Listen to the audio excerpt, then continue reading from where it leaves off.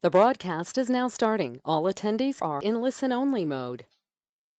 Good morning, everybody. Thank you for attending today's TopSolid Perspective with a key focus on link movement rule documents. Before we get started here, I'm kind of going to talk about what link movements are, why you need them, why they're important, where they can become kind of cumbersome to deal with, and then we're going to get into the details of how to control them better using link movement rules. So without further ado, if you've attended our webinars in the past, note that I have some of my other TopSolid teammates on the line with us. They will be monitoring the questions section of the little webinar here. So if anyone pops up any questions, Joe or Mike will try their best to answer them. If I can answer them live, they'll bring them to my attention and I'll do it live as well. So without further ado, let's get started. So in this sample, we are taking a look at an Integrex E500, okay? So it's a B-axis mill turn machine. It's a decent sized part on here. This is 50 inches long. Where we're going to play around with today is this little inside feature here that we have to use a right angle head to cut. I suppose we don't have to, we could reverse counterbore it, but we're gonna use right angle head because it's more complicated and way more fun. To give me an idea what that's going to look like when it's finished, let's go ahead and run the simulation. So there you can see my steady is in place, part rotated, here comes my right angle head. We're approaching on down, coming in, doing our thing, and coming out. And may life always be that simple, okay? Now, in all reality, that is happening that cleanly with regards to how it enters and exits the part because of my link movement rules that I defined. And to show you what that actually means, we're going to kind of do this from scratch here. So I have the part at the same level that the demonstration part was just a minute ago. The only thing we have to do is we have to create that machining on that reverse counterbore. So we're going to go ahead and do that together. So to start with, I'm just going to go ahead and right click, start an end milling. And I'm going to start by selecting my tool. And the reason why I didn't select geometry this time, for those of you super familiar with TopSolid, when you're doing 2.5 axis milling like this and it's simple, typically you select the face, then you choose your operation, and off you go. Well, because we're doing an inverted inside diameter milling, and I'm doing it with a special type of tool, a right angle tool, it is best practice to first select that tool. Okay, so first I'm selecting the tool. Next, I'm going to go and set up some other minor things.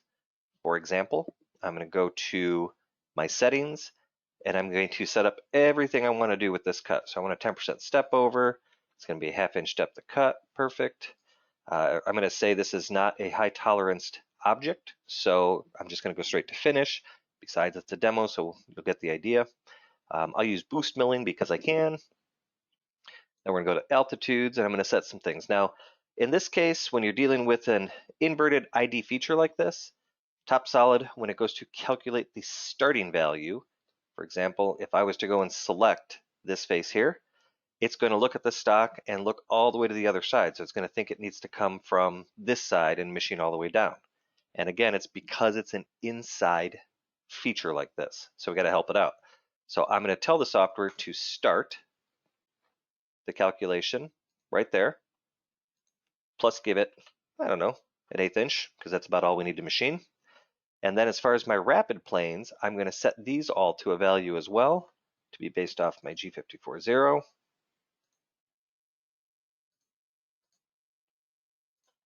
Perfect. And now we can go ahead and select our face to machine. So now that we're going to select the face, now the WCS solution is going to be presented by TopSolid. You can see it's rotated the tool. It's got the tool path in place. The only thing I want to check is which WCS solution it's using, because with a right angle head on a B-axis machine with all of the different orientations that you can machine to, you can see it's coming up with, 6 or 7 different WCS solutions. I want to just use this one. Okay, so I want to keep my S orientation, my spindle orientation at 0. I want to keep my C at the angle it needs to be at, my B at 0 as well. Okay, so now we have that. We're going to click OK, and we have our right angle toolpath. Okay, now I'm going to turn on the full machine simulation to show you what the solution is going to do as far as how it's going to approach this cut and retract out of the cut. Again, it's an inside diameter feature. The software doesn't understand that. So you can see this approach move is less than ideal. I mean, it's ideal if you want to crash a machine, right? But the whole idea here is we don't want to crash a machine. Now, this is where the standard link movement editor comes into play. So let's talk about link movement editing. Link movement editing is where you as the user get to choose how you want to approach the cut, how you want to retract from the cut. If you're doing multiple different operations with the same tool, how you want to move between operations. Those are all called link movements. How do you edit a link movement? Well, you select the operation in question, right click on it, go to link movements, and you can go to edit approach. So let me minimize this just a little bit over here. So right now we're looking straight at this thing, right? This is what the solution came up with automatically, which we all agree is not good. So the first thing I'm going to do is switch to manual mode, and then I'm going to delete everything. And now I'm going to create the link movement that I want. So again, think of this as a visual editor where you get to specifically tell TopSolid how to move the tool into the safe position. Our simulation is going to show you in real time everything that you do. So again, it's a super powerful tool. And with machines like this, if you don't have this ability to do this types of editing, you're really giving up a lot of control. So let's go ahead and start our first move. Our first move, I'm going to say, is going to be based off of our origin. Let's explain these three things right here really quick. So the machine coordinate system is your machine 0. Okay, typically on a B-axis machine like that, it's the backside of the spindle that's your machine 0. The origin is your G54. So we're calculating from our origin. That's perfect. Anytime you're going to command rotations, you must be on your origin. Okay? WCS is for the work coordinate system or the rotated coordinate system when you're doing positional machining. Okay, so we're starting with the origin. I'm going to start by setting my, my B-axis to its end position. Okay, it comes from tool change in the right position, but this way we're just setting the safety just in case. I also like to rename these, and I rename them based on what I'm doing. I'm doing an origin B. Okay, to me that tells me as the operator, I'm just rotating to the B position based on the origin coordinate system, right? Now, from here, I want to do the same thing with the C axis. So all I did was do a Control C, Control V for copy paste. I'm going to go down to that one, and I'm going to switch this back to none. You could leave it at ending because it's already in that position, but I like to be super clean and specific about things. So here I want to be ending, and here you can see this is the WCS solution. And if I rotate this back a little bit so we can see and zoom up, let me set this back to none. Notice this is the face we want to machine, right? The inverse of that. When I go to ending here, it rotated it into that position already. Okay. If I talk about the options that are in here, you have change tool position. This is if you're sending an axis back to tool change position. Ending is when you're coming from tool change, this is the approach point of the move. Max axis is self-explanatory. Min axis, this is the min or max axis travels. None is we're commanding none of these special tools. Security shape is the security solid. Starting is the point the tool is coming from. In this case, it's coming from tool change. Okay. Now, from there, we're going to say, let's rename this origin B to origin C. And next, now we want to start our approach move with the tool. So we want to bring this forward in Z. So again, copy paste. I like copying and pasting. It keeps me focused, keeps my WCS solutions in control. I'm going to set that to none. And I'm going to set this to ending Z. Now, if we take a look and we rotate this and we zoom way up, here's our tool. And you can see it's right above that plunge point. So we don't really want to be there and then move down. We want this tool to be outside to the right. So what I'm going to do is tell it to be plus 5 inches. Perfect. However, something to keep in mind. This is plus 5 inches from the ending point. Remember, that's the ending point. So if this was a deeper detail, 5 inches wouldn't be enough. So the safer choice here is to leave this as none. And this way, your movement here is plus 5 inches off your G54. Much, much safer. Okay? So now we're going to say this is going to be origin Z plus 5. Now, again, I'm naming these just to help everyone keep focused on what they are. Plus, we're going to show you how to save and reuse a link movement, and then ultimately how to set a rule for this link movement, okay? But this way you can also, when you come back and look at these and edit them later, you can quickly look at them and be like, all right, that's what I did here, okay? So the next thing we're gonna do, we've now moved Z, now we wanna move X, Y down. So I'm going to get rid of that. And this time I'm gonna get to my ending position in X, Y. Okay, and here if I rotate, if I go up one, and then I come over to here, there's my ending in XY, again off of my origin, right? So I'm just going to do origin XY. And then from here, I need to move the tool inside the cut. And at this point, I'm also going to turn on the plane matrix or plane rotation as it is, okay? So to do that, again, copy paste. And here I'm just going to change this to WCS, WCS. And now notice that brought it in. So this is activating our plane matrix in G-code. We're going to go to WCS. And then we're going to do one final move because we still need to get this to go in Z, right? So again, I'm renaming that to be Z. And then here, I'm going to uncheck those, set those back to none. And I'm going to set this to ending and set that to my Z, okay? And now we're good. So we have now safely approached, and let's have a look. So if I go to simulate, now you saw the C-axis rotate. Here's that Z move to plus 5, right? Then we're going to move down in XY.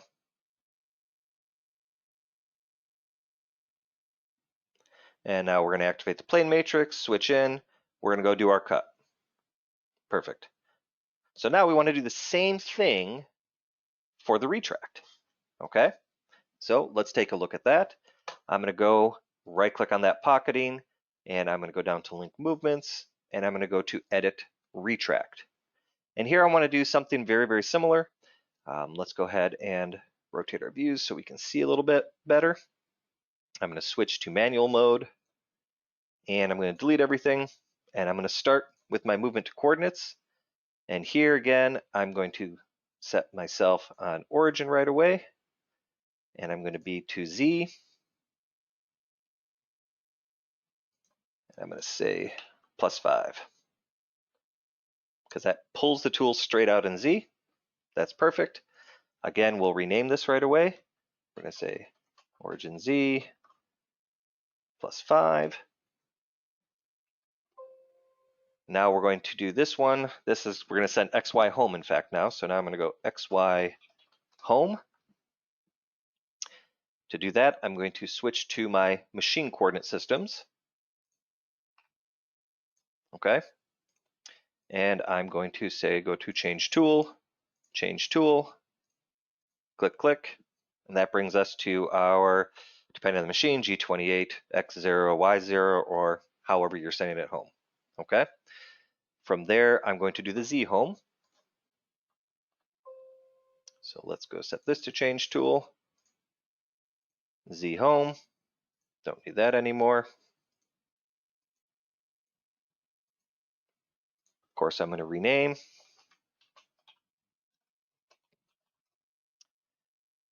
And then lastly, I want to set my B and C back to 0 as well.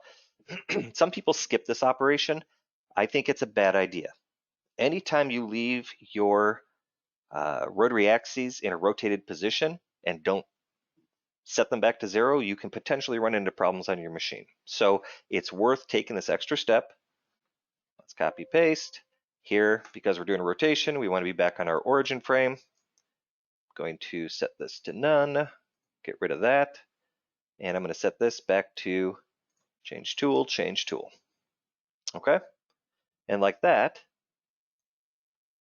I'm going to rename this to BC Home, and we're done. Now, let's watch the entire simulation. There's our approach move in.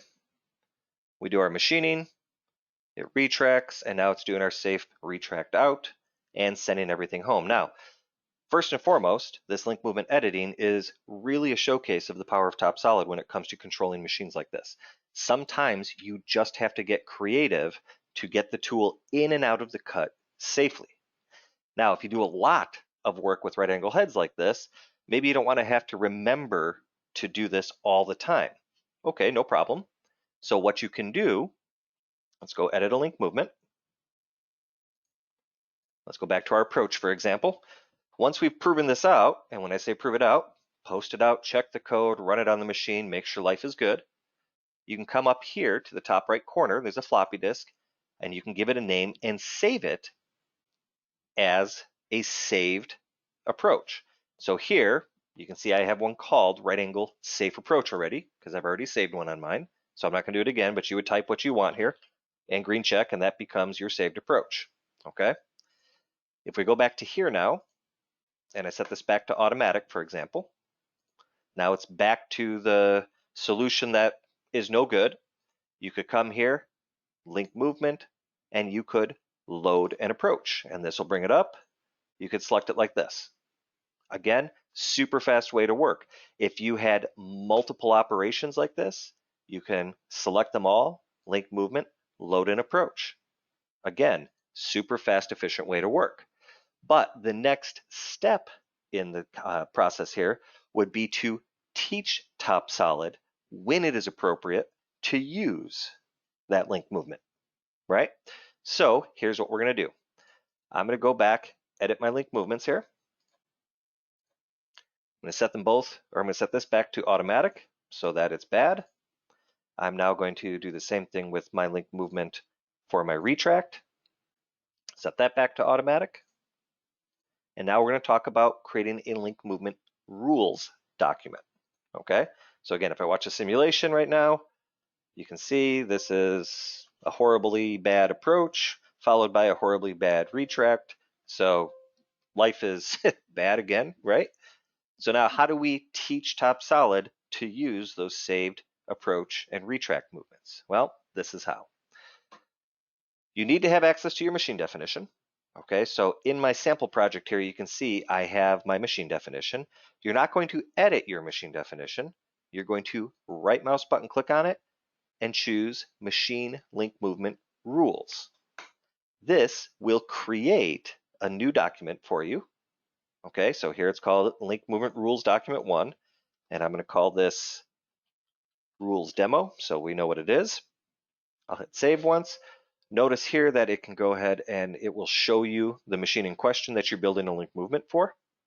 Okay, and then down here you have access to from tool change position, an inner operation that's from one op to a next, and then to tool change position. So let's get started and let's create a new rule. So first I want to do my rule document for the approach. So this is coming from tool change, okay? And I'm going to call this right angle safe approach. I'm going to go browse, select my safe approach, and now I'm going to define the condition for when this is going to be used. So I'm going to hit my little plus sign here. First thing I'm going to do is I'm going to set an orientation check. I'm going to say when the B-axis is at 0 degrees. It's the first test that I'm running. Then I'm going to add another test. So I'm going to say and My operation type is milling. I'm going to add another one. Or my operation type is drilling, because it could be milling or drilling where I want to use this safe approach, right? Now, I'm going to ask the solution to combine those. So that's actually one test. This is first test, second test. Now we're going to add a third test. Okay? I'm going to say and tool type are mills. Excuse me. I'm going to add another one. Or tool type are drills. And again, I'm going to merge those like so. So again, the way I'm reading this, when the orientation of B is at 0, and it's either a milling or a drilling operation, and it's either using milling tools or drilling tools, we're going to apply that safe approach like so for this machine. Let's do the same thing for the tool change position. So I'm going to come in here and I'm going to say that this is going to be our right angle head safe home. I'm going to go to here. And again, I know I'm going to add 5 things. So I'm just pre-filling them. I'm going to start, of course, with my orientation of the B-axis in this case, equal to 0. And then I'm going to say, and I'm going to set the same rules, in fact. So I'm going to say my operation type is milling, or operation type is drilling, and tool type are mills or drills, right?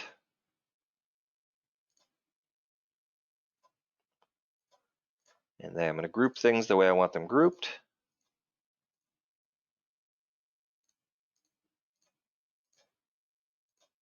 And we're good. So we have our rules defined. Of course, I'm going to save my work. And now I want to go over here and test. Now, in order to test, we need to tell TopSolid to use a specific set of rules. Okay?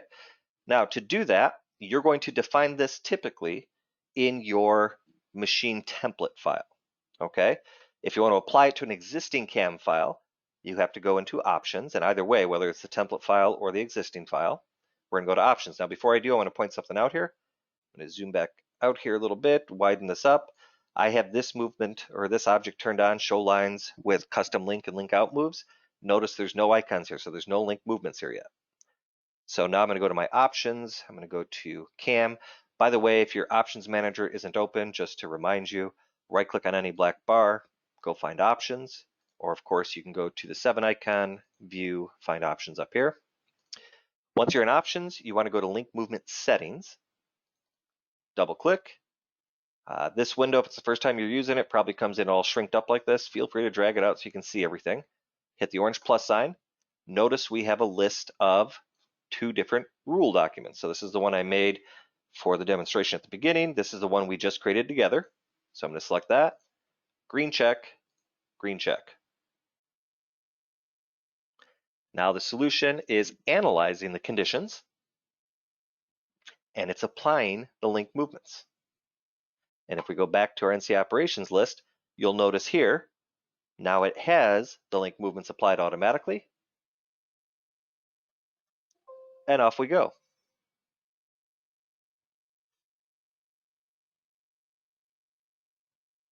So the goal here, just to reiterate, and then I notice there's some questions popping up in here, and I'll read through them and see if I can add a little bit more clarity for them.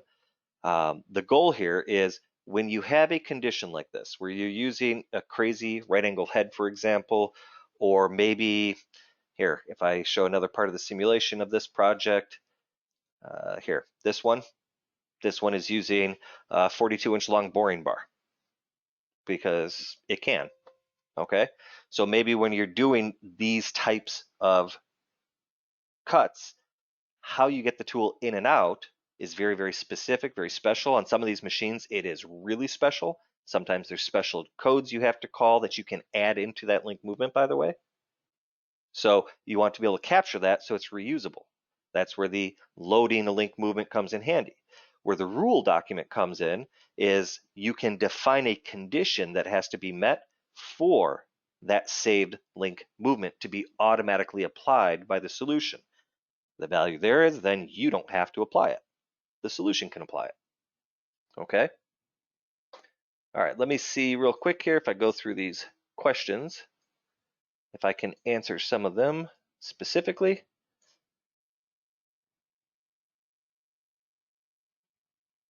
All right, so the question between origin and WCS. All right. So the question is, can you talk about the differences between origin and WCS again? So sure, let's talk about that. If I go into my link movement editor here, and I go to edit approach, okay, the question here is having to deal with what's the difference between origin and WCS. So origin is the G54. All coordinates are off the G54. WCS coordinates are calculated off of the rotated coordinates. So let's maybe talk about that for a second here. If I go here and I go to my WCS manager, and this is using WCS 6 somewhere. There we go. Let's turn roughing. Turn roughing. Oh, there it is. There you go. Here's our pocketing. So if I select this WCS, if you see it right here, this WCS, the X, the Y, the Z has been rotated from your origin. The origin WCS is like our compass down here. X is this way, Y is this way, Z is this way. So the difference between WCS and origin has to do with the rotation of the coordinate system. When you have rotated coordinate systems, and this is typically only on 5-axis machines, the G code that's output will call a command for plane rotation. Okay, we call it a plane matrix in TopSolid, but a plane rotation could be in Siemens A trans A rot. Okay, it could be cycle 800. In FANUC, it's G68.2, I believe.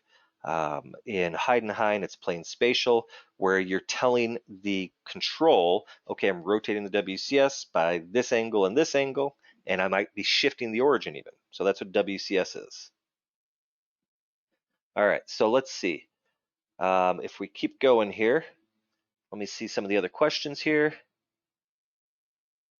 One of the questions is, I don't understand how you can have them predefined. So a predefined link movement, again, you're going to save them for specific cases. Okay, so specific case, that's why I chose this right angle head. The right angle head, you're almost always going to have to play with the link movement.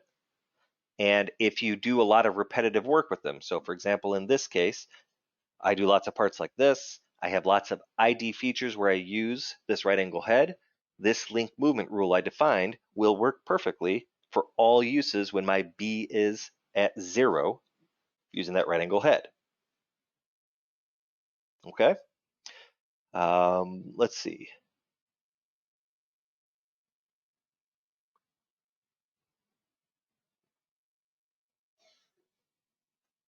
I think that when it comes to working with these predefined link movements, I think the best thing that I can tell you to do is experiment with them. Okay. Come up with different use cases before you even make a rule document out of them. Make a link movement, save it, and then try it on a different part. Just go load it and see if it does what you anticipate it doing. The biggest thing I can tell you with link movements when you go to play with them, okay, if I go back in here and edit my link movement, Where most people go wrong, and I'm going to set this back to manual so that we can actually look at this, is people forget which is the right WCS to use here. So again, I'll finish this webinar by saying machine coordinates is the machine 0, G53 for example. Okay, machine coordinates are from the machine 0. They are typically used to send the spindle home. Okay, origin coordinates are for all calculations off the G54. WCS is for rotated coordinate systems for positional machining. Now, you may have noticed that there is an orientation frame and a working frame. In some crazy cases, and this is really, really crazy machines, you might want to calculate based off of the origin frame, but output in the post based off the WCS frame. But these are crazy, crazy cases. Your TopSolid reseller can help you understand when you're supposed to use them. For basic things like this, you're pretty much going to keep them identical to each other. Okay?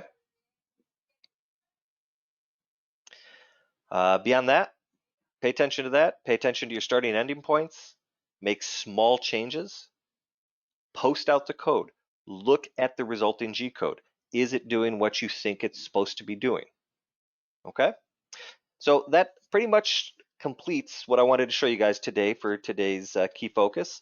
I wanted to talk a little bit about link movements. I wanted to talk about how you can save them, reuse them, and of course the link movement rules document, which is super powerful. Again, I'll reiterate, if you're going to play with link movement rule documents, first prove your link movements out. Make sure they're doing what you think they should be doing, then go and apply a rule to them. Okay? Hope you guys found this informative, and look forward to showing you the next tech tip maybe in a week or so. Have a great weekend.